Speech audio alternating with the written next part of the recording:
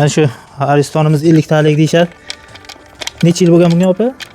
5-6 yil bo'lgan. Royal Aristonimiz yaxshi firmaniki. Hozir ochamiz. Ko'pchilik 7 yildan beri ishlayapti, 8 yildan beri ishlaydi. Men aytaman ishlayveradi 7 yil, 8 yil ham hech narsa. Prosta ichkarida chirish bo'ladi. Aristonning umri qisqaraveradi. Hozir masalan bu videomizni ko'rayotgan sizning yuzda ham mana shunaqa 50 talik Ariston turgandir, 4 yil, 5 yil bo'lgandir. Ichi qanaqa ahvol desa, mana shundan bilib olaverasiz.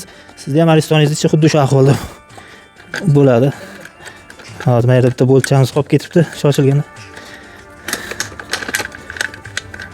Hozir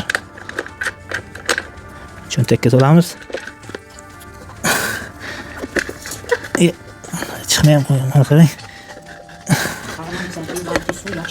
Ha, mana qarang. Mana shunday bo'lib ketganda, bu rezina.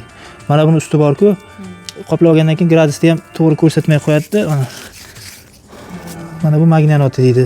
Nisbatan yaxshi turibdi. Hozir endi ichini ko'rsataman sizga. Bu rezinalarni o'zi o'chirib.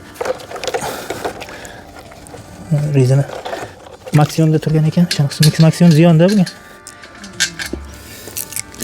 Cho'ntakka solamiz. Ha, opa. Hozircha bunichi hozir ko'rsataman-da sizga nima ahvolligini. Bu prosta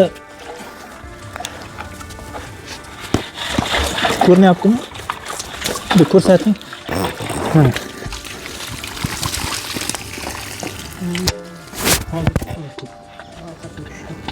Qasam mayli.